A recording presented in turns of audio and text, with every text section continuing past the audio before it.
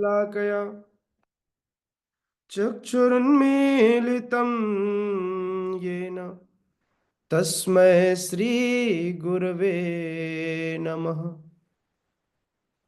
श्रीचैतन्यमनोभीष्टं स्थापितं येन भूतले स्वयं रूपः कदा मह्यं ददाति स्वपदान्तिकम्। वन्देऽहं श्रीगुरोः श्रीयुतपदकमलं श्रीगुरुन् वैष्णवांश्च श्रीरूपं साग्रजातं सहगण रघुनाथान्वितं तं सजीवं साद्वैतं सावधूतं परिजनसहितं कृष्णचैतन्यदेवं श्रीराधा कृष्णपादान् सहगणललिता श्रीविशाखान्वितांश्च नमो ॐ विष्णुपादाय कृष्णप्रेष्ठाय भूतले श्रीमते भक्तिवेदान्त स्वामिनिति नामिने। नमस्ते सारस्वती देवे गौरवाणी प्रचारिणे निर्विशेष शून्यवादी पाश्चात्य देश तारिणे। नमो महावदान्याय कृष्ण प्रेम प्रदायते कृष्णाय कृष्ण चैतन्य नामिने गौरत्विषे नमः। नमो ब्राह्मण देवाय गो ब्राह्मण हिताय च जगत हिताय कृष्णाय गोविंदाय नमो नमः। हे कृष्ण करुणा सिंधु दीनबंधु जगतपते गोपेश गोपिका कांत राधा कांत नमोस्तुते। तप्त कांचन गौरांगी राधे वृंदावनेश्वरी वृषभानुसुते देवी प्रणमामि हरे प्रिये। वाञ्छाकल्पतरुभ्यश्च कृपा सिन्धुभ्यैव च पतितानां पावनेभ्यो वैष्णवेभ्यो नमो नमः। जय श्री कृष्ण चैतन्य प्रभु नित्यानंद श्री अद्वैत गदाधर श्रीवासादि गौर भक्त वृंद। हरे कृष्णा कृष्णा कृष्णा कृष्णा हरे हरे हरे राम राम राम हरे हरे। ओम नमो भगवते वासुदेवाय। ओम नमो भगवते वासुदेवाय। ओम नमो भगवते वासुदेवाय। नारायणं नमस्कृत्य नरं चैव नरोत्तमं देवीं सरस्वतीं व्यासं ततो जयमुदीरये। नष्टप्रायेषु अभद्रेषु नित्यं भागवत सेवया भगवते उत्तमश्लोके भक्तिर्भवति नैष्ठिकी। कृष्णाय वासुदेवाय देवकी नंदनाय च नन्दगोपकुमाराय गोविन्दाय नमो नमः। हरे कृष्णा। श्रीमद् भगवद गीता यथारूप अध्याय 4। इस अध्याय का नाम है दिव्य ज्ञान, और हम अध्ययन करेंगे श्लोक संख्या 28। राइट प्रभु? गौतम बुद्ध प्रभु? नहीं प्रभु जी, 32 में आए थे। 32 में? Okay, sorry. हाँ हाँ, दादा अतका पढ़ ले रहे हैं हमन। हाँ, हो तो गया था ना को ले। ठीक है, श्लोक नंबर 32। चलिए। 32 पढ़ेंगे ना? जी प्रभु जी। तो आज अपन पढ़ेंगे 32, 33 और 34 एक साथ। हाँ, वेरी इंपॉर्टेंट श्लोका इस 34, सभी को याद करना चाहिए। आप सबके लिए बहुत इंपॉर्टेंट है ना? तो 34 श्लोक नंबर सभी याद करेंगे। हम 32 से आगे बढ़ते हैं जहां तक पहुंच सके। हाँ,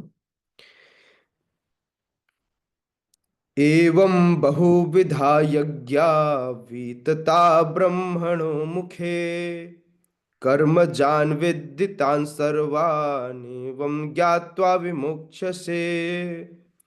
एवं बहुविधा यज्ञा वीतता ब्रह्मणो मुखे कर्म जान विद्धितान् सर्वान् एवं ज्ञात्वा विमुक्ष्यसे। एवं बहुविधा यज्ञा वीतता ब्रह्मणो मुखे कर्म जान विद्धितान् सर्वान् एवं ज्ञात्वा विमुक्ष्यसे। यस, कोई करेगा, दोहराएगा? यस प्लीज प्रभु जी। हरे कृष्ण प्रभु जी, धन्यवाद। एवं बहुविधा यज्ञा वितता ब्राह्मणो मुखे कर्म जान विधितान् सर्वान् एवं ज्ञात्वा विमुक्ष्यसे। यस मैया।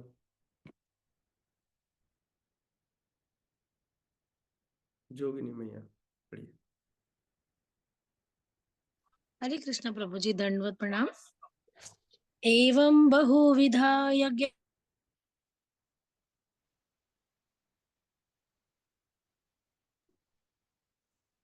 मेरे को लगा मैं रुक गया, मैं कंफ्यूज हो गया था कहीं ऐसा तो नहीं है। फिर मैंने सबका चेहरा देखा, मैंने देखा नहीं नहीं, अखिलात्मा प्रभु हिल रहे हैं। चलेगा। यस, अखिलात्मा प्रभु प्लीज पढ़िए। हरे कृष्ण प्रभु। एवं बहुविधा यज्ञा वितता ब्रह्मणो मुखे कर्म जान विदितान् सर्वान् एव ज्ञात्वा विमुच्यते। जय, बहुत सुंदर। यस, और कोई पढ़ेगा जिसके पास किताब हो? ओके, आगे बढ़ते हैं।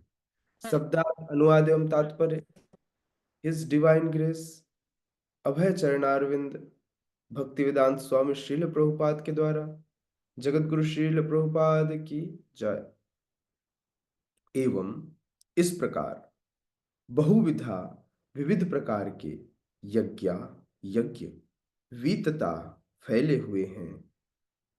ब्रह्मण वेदों के मुखे मुख में कर्म ज्ञान कर्म के कर्म से उत्पन्न विद्धि जानो तान उन सर्वान सबको एवं इस तरह ज्ञात्वा जानकर विमुक्ष से मुक्त हो जाओगे। हम्म। कबीर प्रभु की तबीयत ठीक है? फीवर कम हुआ? है प्रभु जी। फीवर है? हाँ प्रभु जी। थोड़े दिन रहेगा। ओके। तो भगवान कह रहे हैं ऊपर जितने प्रकार के यज्ञ हैं ये सारे यज्ञ वेद सम्मत हैं, मतलब वेदों के अनुसार जो दिए हुए नियमावली हैं उसके अनुसार ही हैं। और ये सभी विभिन्न प्रकार के कर्मों से उत्पन्न होते हैं। इन्हें इस रूप में जानने पर तुम मुक्त हो जाओगे। जब तुम इन्हें इसी के रूप में समझ पाओगे तो तुम मुक्त हो जाओगे। भगवान इस बात की यहां घोषणा कर रहे हैं। हर व्यक्ति को उसकी योग्यता अनुसार अलग अलग कार्य दिए जाते हैं।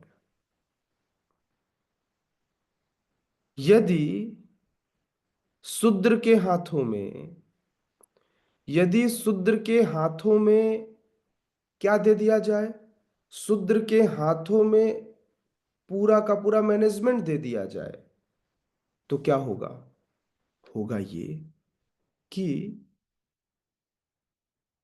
वह अपने आप जो राजकीय व्यवस्था है उसको ठप कर देगा।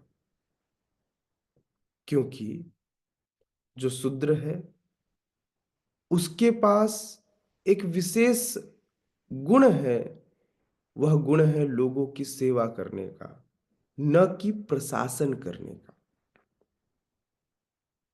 सिमिलरली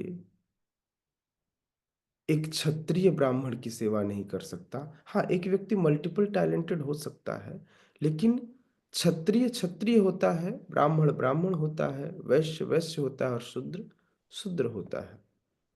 तो हर व्यक्ति की उसकी योग्यता के अनुसार उसे कार्य देनी होती है। आप हजाम से नाई से खाना नहीं बनवा सकते, रसोइया से गाड़ी नहीं चलवा सकते, ड्राइवर से खेती नहीं करा सकते, वो तो किसान करेगा। और किसान से शासन नहीं चलवा सकते, है ना। और शासन चलाने वाले से वेद पाठ करने का या कराने का आप योग्यता उन्हें नहीं दे सकते। तो हर व्यक्ति के पास अपनी अपनी क्षमताएं हैं। उस क्षमता के अनुरूप वह अलग अलग वर्ण और आश्रम में बिलोंग करता है। तो श्रील प्रभुपाद कहते हैं कि जैसा कि पहले बताया जा चुका है, वेद में कर्ता भेद के अनुसार विभिन्न प्रकार के यज्ञों का उल्लेख है। कर्ता भेद, कौन व्यक्ति कौन सा यज्ञ कर सकता है, जिस प्रकार का करने वाला होगा उसके अनुसार उसे यज्ञ दी जाएगी। जैसे क्लास में अलग अलग सेक्शंस बनाए जाते हैं, section A, section B, section C, section D. कब?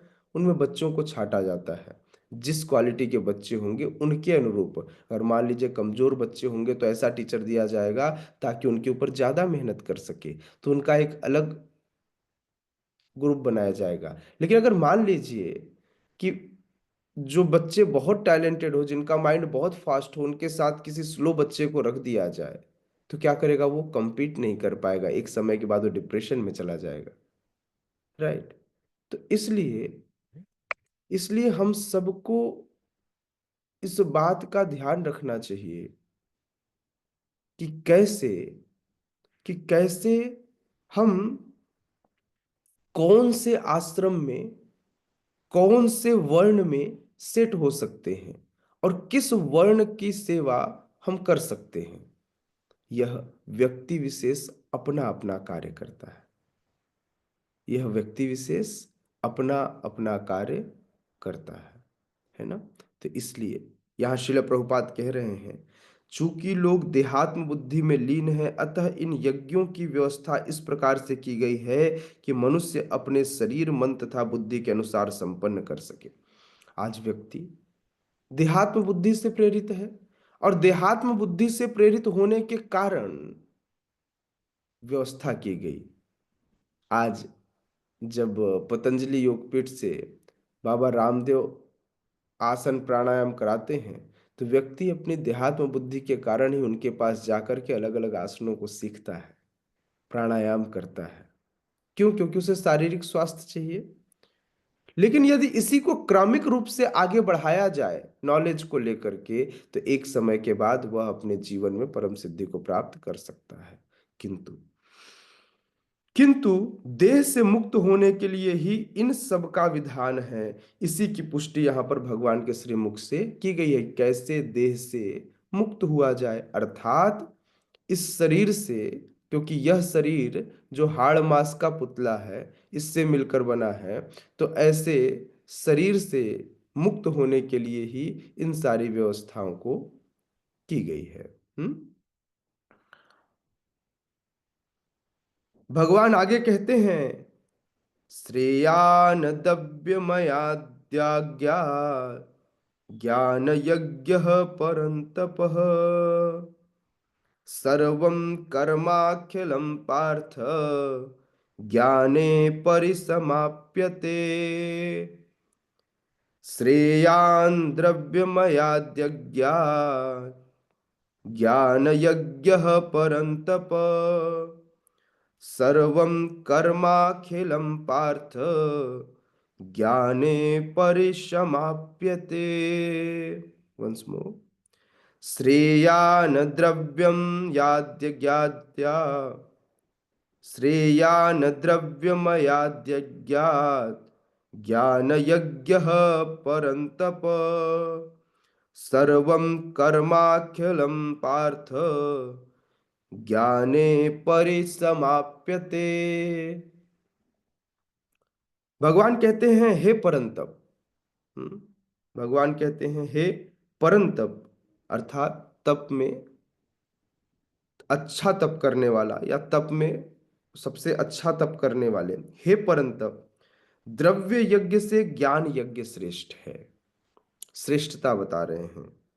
हे पार्थ, अंततो गत्वा सारे कर्म यज्ञों का अवसान दिव्य ज्ञान में ही होता है।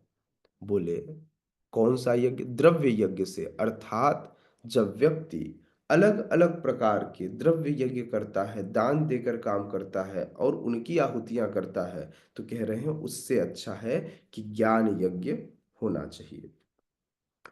किसी भी यज्ञ का फल यह है कि कोई व्यक्ति क्या प्राप्त कर ले, उससे ज्ञान प्राप्त कर ले। यदि उस यज्ञ से, मान लीजिए संकीर्तन हो रहा है और आपने उस संकीर्तन को सीरियसली नहीं लिया, अगर आपने उस संकीर्तन को सीरियसली नहीं लिया तो क्या होगा? अगर आप उस संकीर्तन को अपने जीवन में नहीं उतारेंगे तो उस समय तो वो आपको प्रॉफिट दिया, लेकिन अंततः जो अंतिम गंतव्य है वह आपको प्राप्त नहीं हुआ। कब प्राप्त होगा? जब आप उस यज्ञ के अभिप्राय को समझोगे। बहुत जरूरी है।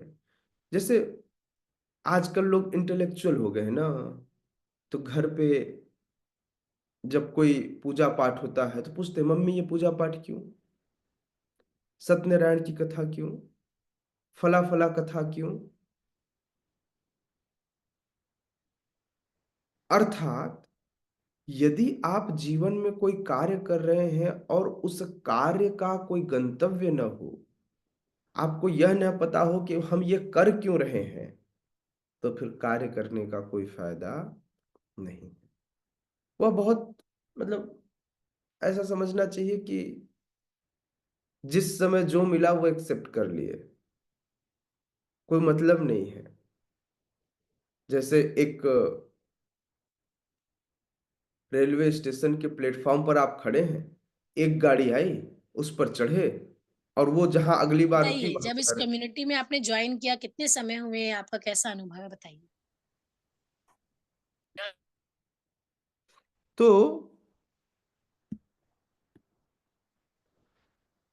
जब, क्या कह रहा था मैं, हाँ मैं कह रहा था, जब रेलवे स्टेशन में कोई व्यक्ति एक गंतव्य तक जाता है, लेकिन यदि बिना गंतव्य के वह एक ट्रेन पे चढ़ जाए, एक ट्रेन आई, चढ़ा और अगले स्टेशन पर उतर गया, अगले स्टेशन पे उसे फिर एक ट्रेन मिली, फिर चढ़ा और फिर नेक्स्ट नेक्स्ट नेक्स्ट स्टॉपेज पे उतर गया, और इस तरह से बिना किसी गंतव्य के, बिना जाने की ट्रेन कहाँ जा रही है वह हर बार चढ़ जाता है और जहां ट्रेन रुकती है वहां उतर जाता है। तो इस प्रकार की यात्रा का कोई लाभ नहीं है। सबसे पहले व्यक्ति को यदि ट्रेन से जाना है तो क्या निश्चय करना होगा, क्या निश्चय करना होगा सबसे पहले? अपने गंतव्य को, कहाँ जाना है। मतलब कोई आपको बोले, आपको उससे पूछे, आपको ऐसा बोले, गौतम बुद्ध प्रभु जाओ, तो गौतम बुद्ध प्रभु कहाँ जाएंगे? तो पूछेंगे प्रभु जी कहाँ जाना है। तो क्या आप पूछ रहे हैं? आप पूछ रहे हैं गंतव्य क्या है।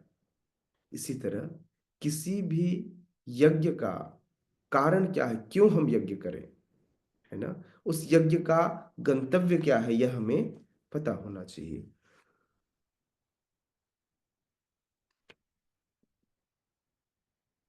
श्रील प्रभुपाद यहां कह रहे हैं, समस्त यज्ञों का एक ही गंतव्य है, एक ही प्रयोजन है कि जीव को पूर्ण ज्ञान प्राप्त हो, जिससे वह इस जन्म मृत्यु के भौतिक कष्टों से छुटकारा पाकर अंत में भगवान की दिव्य सेवा कर सके। तो इन सारे यज्ञों के विविध क्रियाओं में रहस्य भरा है और मनुष्य को यह रहस्य जान लेना चाहिए। कभी कभी कर्ता की श्रद्धा के अनुसार यज्ञ विभिन्न रूप धारण कर लेते हैं। जब यज्ञकर्ता की श्रद्धा दिव्य ज्ञान के स्तर तक पहुंचती है तो उसे ज्ञान रहित द्रव्य यज्ञ करने वाले से श्रेष्ठ माना जाता है, क्योंकि ज्ञान के बिना यज्ञ भौतिक स्तर पर रह जाता है। लोग यज्ञ करते हैं, अनेक प्रकार के दान करते हैं, यथा कंबल बांटना, प्याऊ खुलवाना, ये सारे जो क्रियाविधि हैं, इसे द्रव्य यज्ञ कहा जाता है। मतलब अपने द्रव्य की, अपने धन की आहुति देना। लेकिन इस द्रव्य यज्ञ का फायदा तब है जब यह, इसका पर्पस पता हो। तो अगर पर्पस पता चल जाए, पर्पस पता चल जाए कि यह क्यों किया जा रहा है, हमें यह क्यों करना है, कारण क्या है, तो यह ज्ञान यज्ञ हो जाएगा। फिर वह गलती नहीं करेगा, फिर वह गलती नहीं करेगा। फिर वह क्या करेगा? फिर वह जीवन में आगे बढ़ेगा और हर कदम फूक फूक कर रखेगा, ताकि उससे कोई गलती ना हो जाए, कोई अपराध ना हो जाए, ताकि उससे अंतिम गंतव्य में पहुंचने में कहीं कोई परेशानी हो। हाँ, तो इसलिए इसलिए श्रील प्रभुपाद यहां लिख रहे हैं, कह रहे हैं कि कभी कभी कर्ता के श्रद्धा अनुसार यज्ञ अलग अलग रूप धारण कर लेते हैं।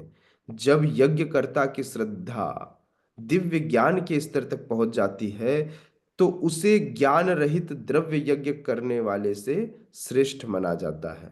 हाँ, ऐसा यज्ञ जो केवल आंख बंद करके ज्ञान रहित ऐसा द्रव्य यज्ञ किया जाए, उससे यह श्रेष्ठ है कि वह धीरे धीरे दिव्य ज्ञान के स्तर पर पहुंचने वाला यज्ञ करे। क्योंकि ज्ञान के बिना यज्ञ भौतिक स्तर पर रह जाता है। मान लीजिए आप जहां पर रहते हैं वहां पर के तालाब में खूब सारे चमकीले पत्थर निकल रहे हो, लेकिन आपको इस चमकीले पत्थर का ज्ञान न हो, आपको न पता हो कि यह चमकीला पत्थर क्या है। आपने उस चमकीले पत्थर को अपने घर में लगा दिया और आप रोज कमाई करने के लिए, कमाने के लिए, पैसा कमाने के लिए, अपना जीवन चलाने के लिए बाहर काम करने जाते हैं। जब आप अंतिम समय पे हो, बिस्तर पे हो, उस समय आपका मित्र आए और बोले तुम जीवन भर क्या ये कमा कर लाए? बोले नहीं, ये तो मेरे तालाब में निकला। तो पता चला कि वह जो पत्थर था, जो चमकीला पत्थर था, वो सामान्य पत्थर नहीं था, वो तो नीलमणि था। जीवन भर हम कमाने के लिए भागते रहे और धन हमारे बगल में रखा रहा। परेशानी यह है कि हम सब आंख बंद करके कार्य करते हैं, अथवा ज्ञान रहित द्रव्य यज्ञ करने का कोई फायदा नहीं है। तो इसलिए पहले कोई भी कार्य करने से पहले हमें नॉलेज होना चाहिए। श्रील प्रभुपाद कह रहे हैं, यदि कोई व्यक्ति भौतिक स्तर पर यह कार्य करे, अर्थात ज्ञान रहित द्रव्य यज्ञ करे, तो इससे कोई आध्यात्मिक लाभ नहीं होता। इससे कोई आध्यात्मिक लाभ नहीं होता।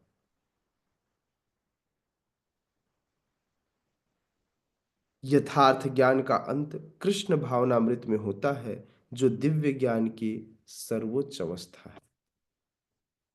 हो सकता है व्यक्ति शुरुआत करे छोटे छोटे उपवास से। बोले बचपन में प्रभु जी हम शिवरात्रि का उपवास करते थे, जब जन्माष्टमी आता था तो जन्माष्टमी का उपवास करते थे, स- सावन सोमवार 16 सोमवार सहित कई उपवासों को हम रखते थे। अच्छी बात है, इसमें कोई बुराई नहीं है। क्यों? क्योंकि हमने हमने एक वैष्णवों की, भक्तों की सेवा करके उनसे कृपा की याचना की। अब उन्होंने अपनी कृपा का भंडार खोला, क्योंकि व्यक्ति डायरेक्ट भगवान तक नहीं पहुंच सकता। जैसे मान लीजिए मोदी जी आपके घर के बाहर आ जाए, बस आप मोदी जी को पहचानते नहीं हो, तो आप क्या मोदी जी का लाभ ले पाओगे यदि आप मोदी जी की पहचान नहीं जानते तो? यदि आपको मोदी जी से लाभ लेना है तो पहले मोदी जी को पहचानना होगा। तथाकथित हम भारत के लोग ऐसे हैं, हम सभी भगवान कृष्ण की पूजा करते हैं, हम जन्माष्टमी का उपवास करते हैं, अलग अलग तरह के उपवास करते हैं, किंतु हम यह नहीं जानते कि भगवान कौन है। परेशानी सिर्फ इतनी है कि हम यह नहीं जानते कि भगवान कौन है। पूजा तो करते हैं, लेकिन यह बिना जाने, है ना? तो बिना गंतव्य के, बिना लक्ष्य के हम आगे बढ़ रहे हैं। इसलिए प्रभुपाद लिख रहे हैं, दिव्य ज्ञान का, दिव्य ज्ञान का सर्वोच्च अवस्था ही कृष्ण भावनामृत विज्ञान है। यदि कोई व्यक्ति यदि कोई व्यक्ति कृष्ण भावनामृत में अपने आप को लगा लेता है, तो इसे ज्ञान की पराकाष्ठा कही जावेगी। क्योंकि ज्ञान के बिना ज्ञान के बिना यज्ञ जो है वह भौतिक धरातल पर ही रह जाता है। शिला प्रभुपाद लिख रहे हैं, ज्ञान की उन्नति के बिना यज्ञ मात्र भौतिक कर्म बनता है, किंतु जब उसे दिव्य ज्ञान के स्तर तक पहुंचा दिया जाता है तो ऐसे सारे कर्म आध्यात्मिक स्तर प्राप्त कर लेते हैं।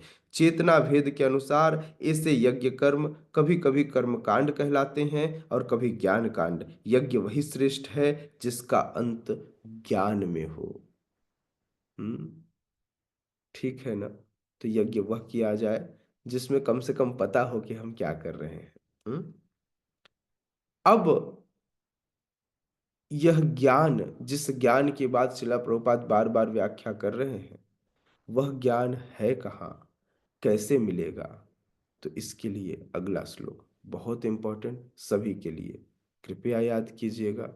शिला प्रभुपाद का बहुत फेवरेट श्लोक है ये, मेरा भी बहुत फेवरेट है, और आप सबका भी फेवरेट होना चाहिए। तद्विद्धि प्रणिपातेन परिप्रश्नेन सेवया उपदिक्षन्ति ते ज्ञानम् ज्ञानिनः तत्त्वदर्शिनः। Once more. तद्विद्धि प्रणिपातेन परिप्रश्नेन सेवया उपदिक्षन्ति ते ज्ञानम् ज्ञानिनः तत्त्वदर्शिनः। Once again. तद्विद्धि प्रणिपातेन परिप्रश्नेन सेवया उपदिक्षन्ति ते ज्ञानम् ज्ञानिनः तत्त्वदर्शिनः। यस, रिपीट कीजिए, करेंगे, कीजिए, जोगिनी मैया। तद्विद्धि प्रणिपातेन प्रणिप्रश्नेन सेवया उपदिक्षन्ति च ज्ञानं ज्ञानिनः तत्त्वदर्शिनः। जय जय। यस, जोगिनी मैया।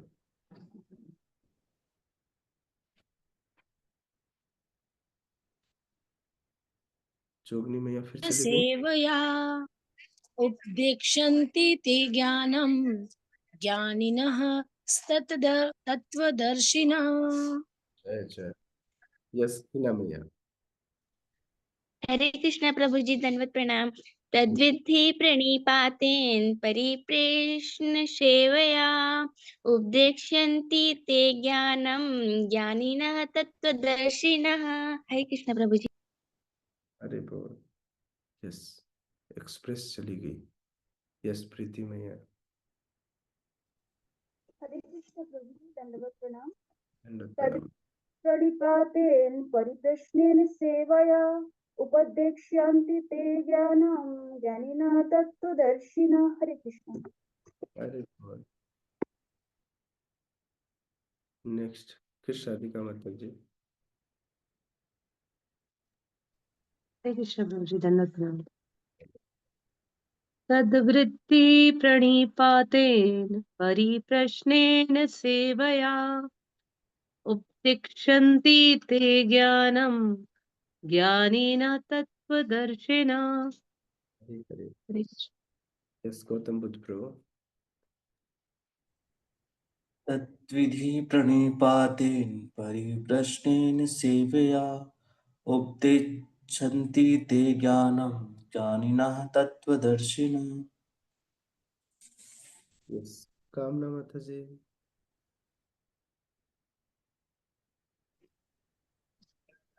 हरे कृष्ण प्रभु जी। अरे बोल। तद्विद्धि प्रणिपातेन परिप्रश्नेन सेवया उपदेक्षन्ति ते ज्ञानं ज्ञानिनस्तत्त्वदर्शिनः। हरे जय। अखिलात्मा प्रभु पढ़िए। प्रभु जी, हरे कृष्ण प्रभु जी। तद्विद्धि प्रणिपातेन परिप्रश्नेन सेवया उपदेक्षन्ति ते ज्ञानं ज्ञानिनं तत्त्वदर्शिनं। जय। ज्योति मैया के पास है भगवत गीता?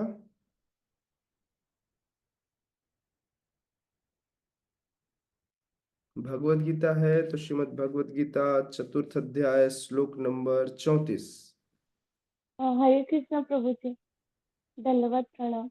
जी प्रभु जी है, बट अभी वर्तमान में अभी नहीं रखे, एक्चुअली तबियत ठीक नहीं है प्रभु जी, डायरेक्ट मैं ऑनलाइन आऊँ। ओके, कोई बात नहीं, ठीक है, सुनिए, केवल सुन के भी काम चल जाएगा, है ना?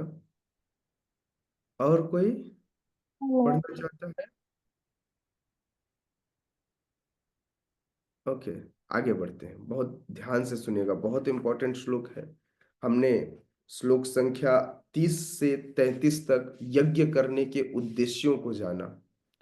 अब हम श्लोक संख्या 34 से 42 तक में कैसे ज्ञान की प्राप्ति कर सकते हैं, क्या उसके परिणाम होंगे और क्या उसकी महिमा है, इसको जानेंगे। कहाँ से? 34 से 42 तक में। बहुत ध्यान से, क्योंकि ये 42 तक का ही यह चैप्टर है। तो यह अब ज्ञान की प्राप्ति के बाद ज्ञान प्राप्ति की पद्धति, ज्ञान प्राप्ति के परिणाम और ज्ञान प्राप्ति की महिमा, है ना? तो ज्ञान की महिमा बताया जाएगा, ज्ञान का परिणाम बताया जाएगा, क्या होगा। ध्यान से सुनिएगा। हाँ, अगर कोई व्यक्ति खूब सारे तर्क करे अपने जीवन में, ट्रेन में बैठकर अथवा चौपाल में बैठकर, या फिर जब भी व्यक्ति किसी से मिले तो जैसे आपने देखा होगा बहुत सारे लोग बैठ करके खूब सारे बात करते हैं। आप लोग पता नहीं क्रिकेट मैच देखे होने, क्रिकेट मैच देखते समय लोग बोलते हैं इधर क्यों मारा, इधर मारता, इसको कुछ नहीं आता, ये शॉट इसने ऐसा क्यों मार दिया, इसे बॉल स्विंग करनी चाहिए थी, इसे ऑन में मारना चाहिए था, ऑफ में खड़े होना चाहिए था, ऐसे कैच नहीं पकड़ना चाहिए था, इसलिए छूट गया, है ना। तो लोग खूब सारे कमेंट करते हैं। इसको कहते हैं निरर्थक बातें जिसका कोई मतलब नहीं, है ना। तो हमें किसी को भी आंख बंद करके अंधानुगमन नहीं करना चाहिए। हमें पहले उसकी अथोराइजेशन चेक कर लेनी चाहिए, है ना। और जब अथोराइजेशन चेक कर लिया जाए तो कई बार लोगों के पास खूब सारे प्रश्न होते हैं, खूब सारे प्रश्न। कैसे प्रश्न? फालतू के प्रश्न, मतलब जिसका जीवन से कोई लेना देना नहीं। कई बार लोग प्रश्न नहीं पूछते, कई बार लोग अपनी बात बताने के लिए प्रश्न पूछते हैं, कई बार अपनी बातें बतानी होती हैं इसलिए प्रश्न करते हैं और अंत में खूब सारा बताते हैं, प्रभु जी ऐसा है, ऐसा है, ऐसा है। ओके ओके ओके, है ना। तो कई बार लोग सुनने आते हैं और कई बार लोग सुनाने आते हैं, दोनों ही। श्रीला प्रभुपाद कहते हैं यह दोनों कार्य ही निंदनीय है। निरर्थक जिज्ञासा नहीं, जिज्ञासा आत्म कल्याण, आत्म जिज्ञासा होना चाहिए। और जिज्ञासा यदि आपने की है सामने वाले से तो उसमें बहुत तर्क नहीं करना चाहिए, सुनना चाहिए। हाँ, उसमें कोई बात न समझ में आए तो उसे और विस्तार से कहने के लिए कहना चाहिए, लेकिन निरर्थक जिज्ञासा नहीं करनी चाहिए जिसका कोई मतलब नहीं है। मान लीजिए कोई जिज्ञासा करे, प्रभु जी राम जी की माता का नाम क्या था? बोले कौशल्या। बोले नहीं नहीं, कौशल्या नहीं था, उनका नाम कौशल्या नहीं था, वो तो कौशल प्रदेश की राजकुमारी थी, इसलिए उनका नाम कौशल्या पड़ा। उनका नाम क्या था? तो आप क्या कर लोगे अगर राम जी की माता का नाम आपको पता चल गया? तो इस जिज्ञासा का कोई मतलब है? भाई स्वरूपवती, दानवती, भानुमती, कोई भी वती हो उनका नाम, उससे आपको क्या मिल जाएगा? मान लीजिए आपको पता चल गया कि राम जी का माता का नाम भानुमती था, तो आप सोच रहे होंगे मुझे ये बात कैसे पता चला। तो मैं एक बार हमारे कौशल प्रदेश की यात्राओं से जा रहा था तो हमारे एक भक्त ने बड़ा अच्छा वो कोट दिया। क्या? भानुमति का कुंभा जोड़ा, क्या था? किस राधिका माता जी क्या था वाला, एक भानुमति का कुंभा जोड़ा वाला? जी, इसकी ईट उसका रोड़ा और भानुमति का कुंभा जोड़ा। हाँ, तब मुझे पता चला कि माता कौशल्या का नाम क्या था? भानुमति है। है ना। मैं इसका मतलब नहीं समझाऊंगा, मैं तो सिर्फ बता रहा हूं कि तब मुझे, जब मैंने इसके अभिप्राय को जाना तब मुझे समझ में आया कि माता कौशल्या का नाम भानुमति था। लेकिन कितने लोग ये जानते हैं? अब अगर नहीं जानते तो जान के क्या कर लेंगे, इससे क्या फर्क पड़ जाएगा? तो ये निरर्थक जिज्ञासाएं हैं जो आपका केवल समय बर्बाद करते हैं। इस ऐसी जिज्ञासाओं का जीवन में कोई मतलब नहीं है, तो इसलिए ऐसे निरर्थक जिज्ञासा नहीं करनी चाहिए। तो क्या कह रहे हैं भगवान? कह रहे हैं तद विद्धि, तद विद्धि, जो विभिन्न प्रकार के अभी यज्ञ बताए गए, उन यज्ञों से तुम सत्य को जानने का प्रयास करो। ओके, तो बोले अगर ऐसा ना हो तो कैसे करेंगे? तो बोलते हैं किसी भी प्रकार से तुम उस गुरु के पास जाओ। बोले कैसे गुरु के पास जाना है, कौन होगा गुरु? तो कहते हैं तद्विद्धि प्रणिपातेन, जो सबसे पहले गुरु की पहचान करो, जो सही गुरु हो उनकी पहचान करो, तब क्या करो? तद्विद्धि प्रणिपातेन, उस गुरु के पास जाकर सत्य को जानने का प्रयास करना चाहिए। बोले कैसे जानेंगे? तो कहते हैं तद विद्धि प्रणिपातेन, पहले उनके सामने समर्पित हो जाइए, प्रणिपात कर दीजिए, अपना सरेंडर कर दीजिए अपने आप को। परिप्रश्नेन, उनसे प्रश्न पूछिए। बोले पूछ लूं जा करके? ना ना, पूछना नहीं है, पहले सेवया, पहले सेवा करके उनको प्रसन्न कीजिए। परिप्रश्नेन सेवया, पहले अपनी सेवा से प्रसन्न कर लीजिए, फिर प्रश्न पूछिए।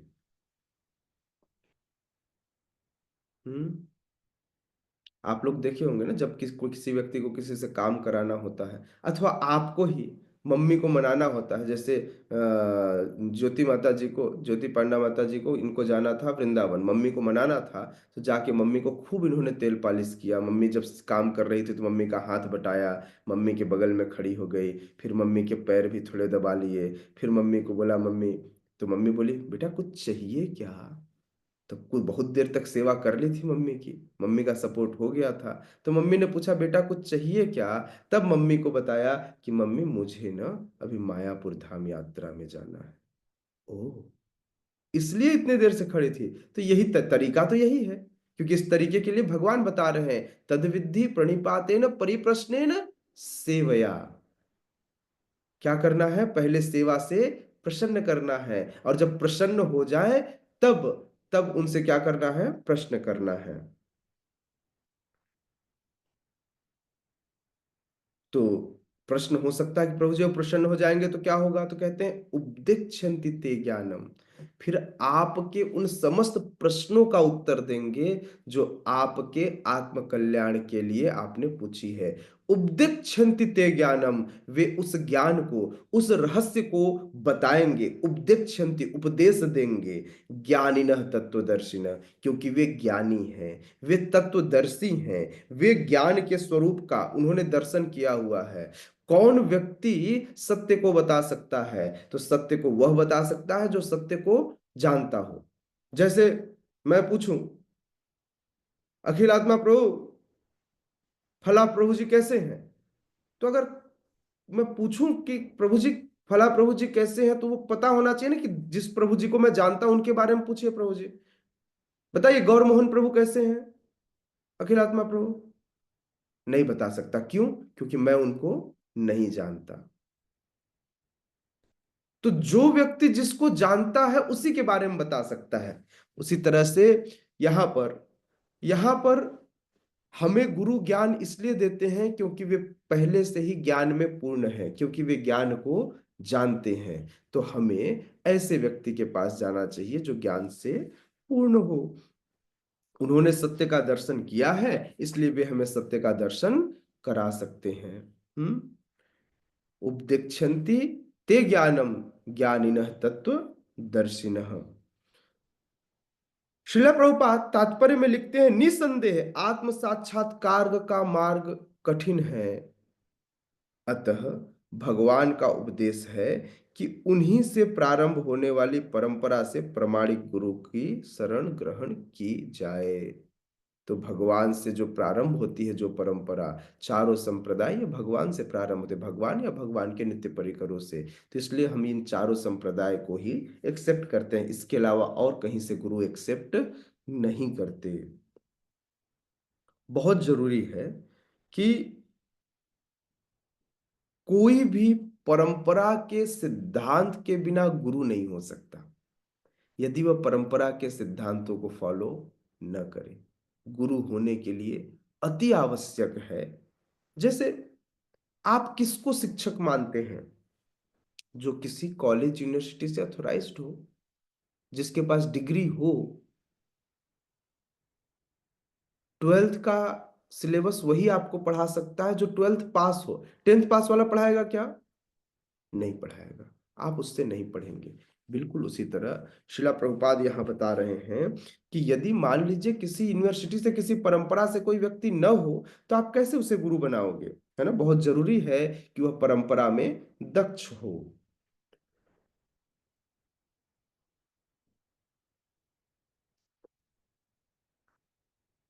हर परंपरा, जो चारों परंपरा शुरू हुई है, यह चारों परंपरा जब चल रही थी, चैतन्य महाप्रभु जब आए थे तो उन्होंने चारों परंपरा के अधिष्ठाताओं को बुलाकर बताया कि चूंकि आप चारों मेरे अंग हैं, या मुझसे निकले हैं, या मेरे प्रसार के लिए निकले हैं, तो आप सबको पता होना चाहिए सिद्धांत क्या है ना। उन्होंने गौरांग स्वरूप का वहां पर वर्णन किया। तो भगवान चारों संप्रदाय के लिए आदि गुरु है। अच्छा, चार संप्रदाय कौन कौन से? ब्रह्म गौड़ी माधव संप्रदाय। तो ब्रह्मा जी नॉलेज किससे लेते हैं? ब्रह्मा जी नॉलेज लेते हैं किससे? कृष्ण से। अगर आप हमारी गुरु परंपरा को देखेंगे तो हमारी गुरु परंपरा में आपको दिखाई देगा क्या? हमारी गुरु परंपरा में आपको दिखाई देगा कि सबसे ऊपर कृष्ण है, कृष्ण के नीचे ब्रह्मा है। इवन दो हमारे परंपरा का नाम क्या है? ब्रह्म गौड़ी माधव संप्रदाय।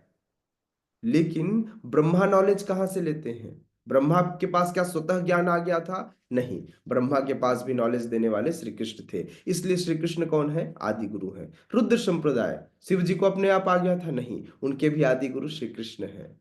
श्री संप्रदाय, क्या माता लक्ष्मी को डायरेक्ट नॉलेज आ गया था? नहीं, उनको भी नॉलेज देने वाले श्री कृष्ण थे।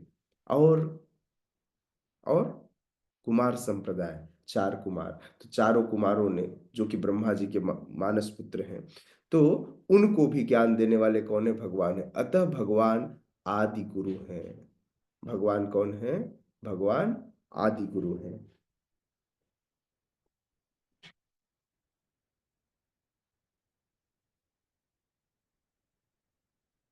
ओके, बस 5 मिनट में से पूरा करते हैं, देन एक आध क्वेश्चन लेंगे। हाँ, शिला प्रभुपाद कहते हैं, अतः गुरु परंपरा का ही व्यक्ति अपने शिष्य को भगवान का संदेश प्रदान कर सकता है। कोई अपनी निजी विधि का निर्माण करके स्वरूप सिद्ध नहीं बन सकता, जैसा कि आजकल के मूर्ख पाखंडी करने लगे हैं। आहा, समझ में आ रहा है? कोई कितना भी दक्ष क्यों न हो, किसी के पास कितनी भी सिद्धियां क्यों न हो, वह व्यक्ति को तब तक दक्ष नहीं बना सकता, तब तक व्यक्ति को उपयोगी। जैसे जब तक डॉक्टर के पास अथोराइज यूनिवर्सिटी से डॉक्टरी की डिग्री न हो, उससे इलाज कराना बहुत खतरनाक है। समझ में आया? जैसे लोग आजकल, पहले एक गांवों में मालिश करने वाली दाई माँ लोगों की एक पारिवारिक परंपरा होती थी। वो लोग जब जिसकी मालिश करते थे, आजकल जिसको हम फिजियोथेरेपी कहते हैं, वैसी थेरेपी देने वाले की एक परंपरा थी। बाद में यह परंपरा छिन्न भिन्न हो गई। फिर लोगों ने अपने हिसाब से बस उनको लगा बस तेल से मसाज ही तो करना है, तो लोगों ने मसाज करना शुरू कर दिया। इससे लोगों के अंदर प्रॉब्लम खत्म होने की जगह प्रॉब्लम बढ़ गई। क्यों? क्योंकि मसाज जो है वह बिना अनुभव के, बिना ऑथराइजेशन के किया जाने लगा। तो इसलिए हमें पता होना चाहिए कि हमें किससे कराना है, जब तक कोई व्यक्ति अथोराइज्ड न हो। तो आज लोग अपने अपनी बुद्धि बताते हैं। स्वरूप सिद्ध व्यक्तियां, कोई भी व्यक्ति स्वयं से स्वरूप सिद्ध नहीं हो सकता कि मैं जान लो, बोले नहीं मैं ही भगवान हूं, मैं ही सब कुछ कर सकता हूं, या मेरे द्वारा सब कुछ हो जाएगा। तो इस प्रकार से लोग पाखंड करते हैं। लोग भक्ति में भी क्या करते हैं? पाखंड करते हैं। ऐसे पाखंडों से बचना चाहिए, ऐसे पाखंडियों से बचना चाहिए। हाँ, जिन्हें जिन्हें भगवान शब्द का मतलब नहीं पता, जो यह नहीं जानते भगवान कौन है, जो यह नहीं जानते कि ये जो आदि शक्ति है यह शक्तिमान से निकली है, तो शक्तिमान कौन है, वे कैसे धर्म को बताएंगे? श्रीमद् भागवतम में श्रीला सुखदेव गोस्वामी कहते हैं 6:3-19 में, धर्मम तु साक्षात भगवत प्रणीतम। धर्म वही है जो भगवान के द्वारा उद्धृत हो। भगवान के द्वारा जो उद्धृत न हो उसे धर्म नहीं कहा जा सकता। धर्म पद का निर्माण स्वयं भगवान ने किया है। अतएव मनोधर्म या शुष्क तर्क से सही पद प्राप्त नहीं हो सकता। तो बहुत सारे मनोधर्म है, मनोधर्म पे तो लोगों ने इतनी किताबें लिख दी कि लोगों को कंफ्यूज कर दिया। ये मनोधर्म है ना। आप अपनी इच्छा किसी भी किताब में नहीं डाल सकते। हम सबको क्या करना चाहिए? हम सबको जो शिक्षा गुरु परंपरा से प्राप्त है उसी शिक्षा को लेकर लोगों तक बढ़ाना चाहिए। अपने मन की गंदगी लोगों को नहीं परोसनी चाहिए, है ना। बहुत जरूरी है यह जानना और यह समझना कि मैं कहीं ऐसा तो नहीं है। हमें रोज आकलन करना चाहिए कि आज मैंने अपने कारण चीजें की हैं, आज मैंने अपनी बुद्धि लोगों को परोस दी है, क्या मैं शास्त्रों के अनुरूप बात कर रहा था। तो यह आकलन करने की जरूरत है। क्या शास्त्र इस बात की अनुमति देता है? शास्त्र मतलब भगवान के वचन। क्या भगवान इस बात की हमें अनुमति देते हैं? क्या चारों संप्रदाय में यह उचित है? तो इस प्रकार से आप सबसे पहले समझिए, जैसे जब कोई यात्रा पर जाता है तो यात्रा स्वयं से नहीं की जाती, यात्रा किसी के गाइडेंस में की जाती है। तो जब आप यात्रा में जाएं और यदि आप यात्रा का शेड्यूल फॉलो न करें तो यह क्या होगा? यह एक प्रकार का यात्रा अपराध है। यदि आपको यात्रा में, हो सकता है आपके पास खूब सारा नॉलेज हो, आपके साथ खूब सारी भक्ति हो, लेकिन फिर भी आपको रूल्स एंड रेगुलेशन फॉलो करने होंगे, नहीं तो इसे यात्रा अपराध या धाम अपराध कहा जाता है। इवन दो आपको पता हो, तो इसलिए हर जगह पर अपनी अपनी कुछ नियमावली होती है और वह नियमावली कहाँ से आएगी? उस जगह के सोर्स पॉइंट से आएगी, है ना, उस जगह के सोर्स बिंदु से आएगी। तो मनोधर्म से न चलकर हमें शास्त्रिक धर्म, शब्द धर्म पर चलना चाहिए, जो कि गुरु परंपरा से जो आदेश प्राप्त हो। आपके मनोधर्म का कोई मतलब नहीं है। मनोधर्म से केवल नुकसान ही होता है, फायदा नहीं होता। इसलिए हमें गुरु के आदेशानुसार जीवन में आगे बढ़ना चाहिए, क्योंकि हो सकता है हमें फ्यूचर न दिखता हो, गुरु को फ्यूचर भी दिखाई देता है ना। कौन है? कौन है गुरु? साक्षात धरित्वेन समस्त शास्त्रे उक्तस्तथा भा यत एव साध्वी। समस्त शास्त्रों के मतानुसार साक्षात धरित्वेन समस्त शास्त्र, ये डायरेक्ट भगवान के प्रतिनिधि है ना। कहीं ना कहीं सथराइज्ड होंगे, चीजें होंगी। हाँ, अतएव मनोधर्म या शुष्क धर्म से सही पद प्राप्त नहीं हो सकता, न ही ज्ञान ग्रंथों के स्वतंत्र अध्ययन से ही कोई आध्यात्मिक जीवन में उन्नति कर सकता है। कुछ लोग लगता है प्रभु जी मैंने भागवतम सेट लिया है, मैं भागवतम मैंने पढ़ लिया है, ये देखिए यहां पर ये लिखा है। कुछ लोग सोचते हैं कि वे स्वयं से पढ़कर चीजों को समझ जाएंगे। बोले मैंने खूब सारे किताबों का अध्ययन किया है, विदाउट गाइडेंस। बिना गाइडेंस के किसी भी किताब का अध्ययन आपके लिए नुकसानदेह हो सकता है। समझ में आया? किताबें पढ़कर खाना बनाना नहीं सीखा जा सकता। उसके लिए एक बार क्या हुआ, किताब में खाना बनाने की रेसिपी लिखी हुई थी, तो हमारी कामना माता जी किताब ने खोली और जा करके उसमें बोला गैस पर ले जाकर कढ़ैया चढ़ाओ, उसने चढ़ा दिया। बोले इसमें तेल डालो, उसने तेल डाला। कितना? तो जो रेशियो लिखा हुआ था 500 ml तेल डालो, तेल डाल दिया 500 ml। बोले अब इसमें पकोड़े बनाओ। पकोड़े जो आपने पहले से मेस करके रखे हैं, जो आपने क्या बना के रखा है, क्या बोलते हैं उससे, जो डो बना के रखा है या जो भी आपने मेस बना करके रखा है, उस डो को अब आप कढ़ैया में डालो। बोले 10 मिनट इंतजार करो, जब यह सुर्ख लाल हो जाए तो इसे बाहर निकाल लो। 5 minute, 10 minute, 15 minute, 20 minute, 25 minute, 30 minute, ये तो सुर्ख लाल हुआ ही नहीं। माता जी बोले किताब ही गलत है। नहीं, किताब नहीं गलत है। आपको सबसे पहले गैस ऑन करके उसमें तीली लगानी थी ताकि उसमें हीट आ सके। ये बात उसमें नहीं लिखी थी। हाँ, तो सबसे पहले कुछ बेसिक्स हैं जो आपको पता होने चाहिए, है ना, जो आपको अंडर द गाइडेंस ही पता चलेंगे।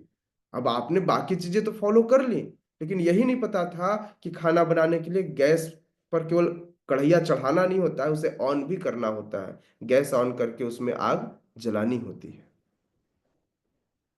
तो ये कौन बताएगा? ये बताएगा जिसके गाइडेंस में आप पढ़ेंगे, है ना। तो इसलिए सोचिए, इतना मेहनत करने के बाद सब कुछ हो गया, खाना बना क्या? केवल एक गलती के कारण। एक गलती वह क्या थी? कि हमने गैस नहीं जलाई थी। वह गैस कौन जलवाएगा? वह गैस कौन जलवाएगा? तो वह गैस जलवाएंगे गुरु, जो आपको गाइड करेंगे, क्योंकि उनके गाइडेंस होती है। इसलिए स्व इच्छा से किताबें नहीं पढ़नी है। पता चला पूरी भागवतम पढ़ गए और खूब सारे रेफरेंस ले आए, देखिए प्रभु जी यहां पर लिखा हुआ है, ये ब्रह्मचारी का कर्तव्य है। हाँ, ऐसे आश्रम व्यवस्था होनी चाहिए, ऐसे खेती करनी चाहिए। एक बार एक फिल्म थी, उसमें ना खेती करना, उसने बोला कि मुझे, उसके बहुत रईस लड़का था, तो उसके दादाजी ने बोला कि अगर तुमको धन चाहिए तो पहले जा करके 1 साल खेत में काम करके आओ। तो 1 साल के लिए खेत में काम करने गया। उसने जाकर मूली लगाई, तो किताब में लिखा था मूली को लगाने के लिए 4 इंच गड्ढा कीजिए और उसमें मूली के बीज डालिए। वो गया मार्केट से मूली खरीद के लेके आया और मूली लगाने लगा। तो गांव वाले जब देखे तो बड़े हंसे, बोले इसको कहते हैं मूर्खता। मूली मूली कांदा लाकर नहीं लगाया जाता, मूली के बीज होते हैं, जिन बीजों को 4 इंच नीचे डालना था ताकि वो बाद में समय के साथ ऊपर आ जाए। तो पहले पता होना चाहिए कि लगाना क्या है और कैसे लगाना है। हम्म और वो कौन बताएगा? वो गुरु बताएंगे, under the guidance. Srila Prabhupada कहते हैं ज्ञान प्राप्ति के लिए प्रमाणिक गुरु की शरण में जाना होगा। ऐसे गुरु को पूर्ण समर्पण करके स्वीकार करना चाहिए और अहंकार रहित होकर के दास की भांति गुरु की सेवा करनी चाहिए। स्वरूप सिद्ध गुरु की प्रसन्नता ही आध्यात्मिक जीवन की प्रगति का रहस्य है। जिज्ञासा और विनीत भाव के मेल से आध्यात्मिक ज्ञान प्राप्त होता है। बिना विनीत भाव तथा सेवा के विद्वान गुरु से ही की गई जिज्ञासाएं प्रभावपूर्ण नहीं होती। कई बार जिज्ञासा हम अहंकार वश करते हैं, बोले देखते हैं गुरु महाराज को चेक करके इनको आता है या नहीं आता। नहीं, तो अहंकार छोड़ के प्रश्न करेंगे तब जाकर वो आपके अंदर घुसेगा, पेनिट्रेट होगा, नहीं तो नहीं होगा। शिष्य को गुरु परीक्षा में उत्तीर्ण होना चाहिए और जब गुरु शिष्य से वास्तविक इच्छा देखता है तो स्वतः ही शिष्य को आध्यात्मिक ज्ञान का आशीर्वाद देता है, बहुत प्रयास नहीं करना पड़ता। इस श्लोक में अंधानुगमन तथा निरर्थक जिज्ञासा, इन दोनों की भर्त्सना की गई है। शिष्य न केवल गुरु से विनीत होकर सुने, अपितु विनीत भाव से तथा सेवा और जिज्ञासा द्वारा गुरु से स्पष्ट ज्ञान प्राप्त करे। प्रमाणिक गुरु स्वभाव से शिष्य के प्रति दयालु होते हैं, अतः यदि शिष्य विनीत हो और सेवा में तत्पर रहे तो ज्ञान और जिज्ञासा का विनिमय पूर्ण हो जाएगा। विनिमय मतलब लेन देन। तो ज्ञान और जिज्ञासा का विनिमय जो है वह पूर्ण हो जाएगा। कब? जब आप सेवा में तत्पर रहेंगे। तब आप सेवा करेंगे तो आपके जिज्ञासा का उत्तर मिलेगा, आपको ज्ञान मिलेगा। जगत गुरु श्रील प्रभुपाद की जय। श्रीमद् भगवद गीता यथारूप की जय। किसी का कोई प्रश्न है तो एक प्रश्न ले सकते हैं। यस, प्रीति मैया। हरे कृष्ण प्रभु जी, दंडवत प्रणाम। प्रभु जी जी, इसमें जैसे बताया गया है ना, ज्ञान की प्राप्ति के लिए उसे प्रामाणिक गुरु की शरण में जाना होगा। जी। तो प्रभु जी, प्रामाणिक गुरु तो बहुत से होते हैं और जब हम किसी से उतना मिल नहीं पाते, मतलब तो फिर उस कंडीशन में हम किस प्रकार गुरु की मतलब गुरु को डिसाइड करेंगे कि इनके शरण में जाना है, ऐसा करके? अगर आपको यहाँ से दिल्ली जाना है तो आप क्या लेंगे? बस लेंगे, ट्रेन लेंगे या फ्लाइट लेंगे या तीनों लेंगे?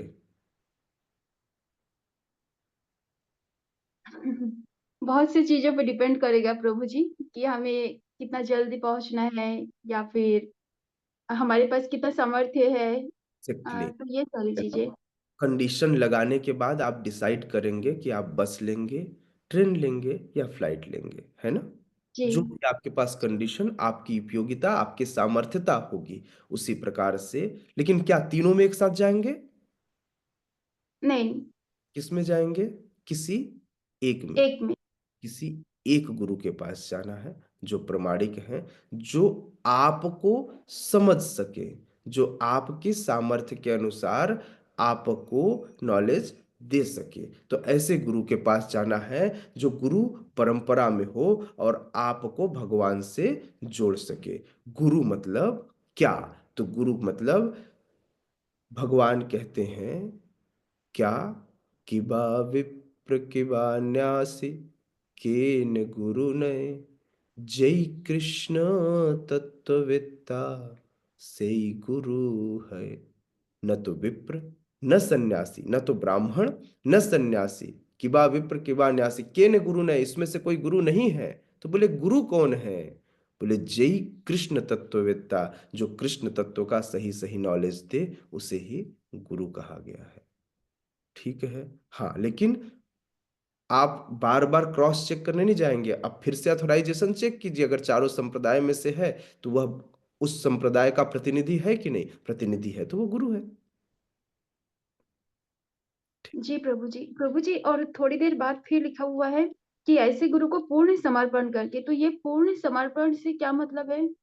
पूर्ण समर्पण से मतलब है उनके आदेशों का पूरी तरह से पालन किया जाना चाहिए। इसे ही समर्पण कहते हैं। समर्पण मतलब जो वो आज्ञा दे, उस आज्ञा के अनुसार अपने जीवन में आगे बढ़ना चाहिए। इसे पूर्ण समर्पण कहते हैं। अच्छा, जी प्रभु जी, धन्यवाद। प्रभु जी, थोड़ा-सा और पूछूँगी कि इसके बाद लिखा हुआ है कि इस श्लोक में अंधानुगमन तथा निरर्थक जिज्ञासा, इन दोनों की भर्त्सना की गई। तो ये जो अंधानुगमन और निरर्थक जिज्ञासा, इससे बचे कैसे हम? किन चीज़ों का ध्यान रखना चाहिए? ध्यान रखना चाहिए अंधानुगमन, भेड़ चाल में नहीं चलना चाहिए। चूंकि सारे लोग जा करके वृंदावन में एक साथ 2000 लोग बैठ करके कथा के बाद दीक्षा ले रहे हैं, बोले मुझे भी दीक्षा लेनी है, मैं भी वृंदावन जाके दीक्षा लेना चाहती हूँ, जाके दीक्षा ले लिए। ये अंधानुगमन है, बिना प्रमाणिकता चेक चेक किए। उसके बाद बोले आप फॉलो क्या करते? बोले वो तो गुरुजी ने कुछ बताया नहीं, हम लोग तो बस गए थे कथा में वृंदावन घूमने, सब लोग दीक्षा ले रहे थे तो हमने दीक्षा ले लिया।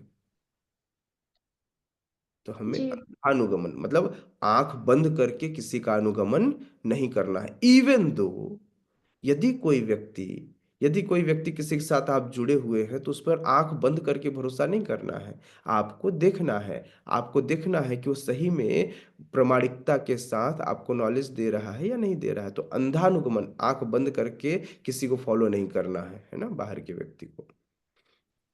और जी प्रभु। दूसरा लाइन क्या था अंधानुगमन के बाद?